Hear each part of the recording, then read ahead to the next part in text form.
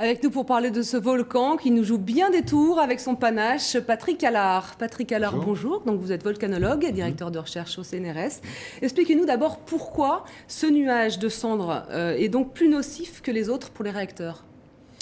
Mais il est plus nocif parce que les nuages normaux, c'est des gouttelettes d'eau. Et celui-là, il contient non seulement des gouttelettes d'eau et de gaz acides qui viennent du volcan, mais surtout des particules solides, des fragments de magma qui sont très nocifs pour les réacteurs quand l'avion passe dans un nuage et accumule dans les réacteurs toutes ces particules solides.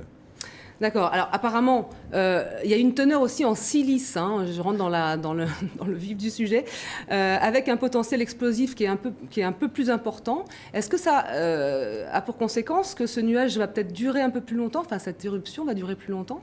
Alors, ce dont je parlais avant, les particules solides, les fragments de magma, c'est de la silice, surtout de la silice. Donc c'est nocif pour les réacteurs, c'est nocif pour les gens aussi quand ça tombe au sol. Mais bien évidemment, l'impact sur les avions va dépendre de l'énergie d'éruption et de la hauteur à laquelle ces particules sont injectées. Au tout début de l'éruption, ça a créé le chaos qu'on connaît. Maintenant, l'activité s'est réduite. On ne peut pas exclure des phases de recrudescence, mais pour l'instant, c'est beaucoup plus bas et ça n'a plus d'impact. D'accord. Il semble qu'en fait, nous n'avons encore rien vu et que cette éruption en annonce une autre, encore plus terrible, du volcan voisin. Alors ça, c'est les scénarios catastrophiques, ou catastrophes, disons. On sait que dans les 2 dernières éruptions du volcan actuel, qui s'appelle Eyjafjallajökull, le gros volcan voisin, le Katla, a fait éruption en même temps, ou juste après, et c'est un volcan qui est 10 fois plus gros, qui fait des éruptions beaucoup plus... un ordre de magnitude au-dessus. S'il faisait à la dernière éruption, il n'y avait pas d'avion. Non, en 1918, oui. Il n'y a pas de trafic aérien. Voilà. Hein. S'il en faisait une maintenant, dans la foulée de ce premier, effectivement, il créerait des gros problèmes. Pour l'instant, rassurons-nous, il n'y a aucun signal indiquant un réveil du Katla, du fameux gros volcan. Vous savez quelles sont les conséquences sanitaires pour les riverains du volcan ou pour la faune alentour? Oui, les conséquences sanitaires sont directes, c'est-à-dire les gens sont sous des dizaines de centimètres, voire des mètres par endroit d'accumulation de cendres, solides, acides, de gaz acides, qui aussi polluent les rivières, les nappes, vont à la mer, font des torrents de boue qui ont coupé les routes, polluent les champs que mange tout le bétail local. Il y a beaucoup de fermiers en Islande, c'est un pays de fermiers surtout.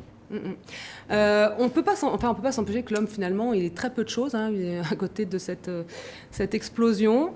Notre société ultra élaborée est aussi très vulnérable. Premièrement, ce volcan vient nous rappeler que les volcans, cette éruption va nous rappeler que les volcans existent en Europe, aux portes des zones les plus modernisées, habitées, que nos sociétés hyper sophistiquées sont extrêmement fragiles de ce point de vue et vulnérables. Et donc, il faut étudier ces phénomènes et mieux les comprendre et mieux les prévenir. Voilà. Donc, on a, à un moment donné, il y a une théorie qui disait que les dinosaures étaient morts à la suite d'une éruption volcanique. Maintenant, on est revenu là-dessus. Mais est-ce qu'on peut imaginer, par exemple, avec l'éruption du Katla, quelque chose de cet ordre? Non, pas du tout. Pas du tout. L'éruption du Katla, ça serait beaucoup plus petit. On n'est pas revenu sur l'hypothèse de la fin des dinosaures à cause d'une grande éruption. C'est les deux. On peut avoir la conjonction des deux, météorite et grand. Mais non, on est des ordres de grandeur inférieurs ici. Il ne faut pas affoler les gens. Non.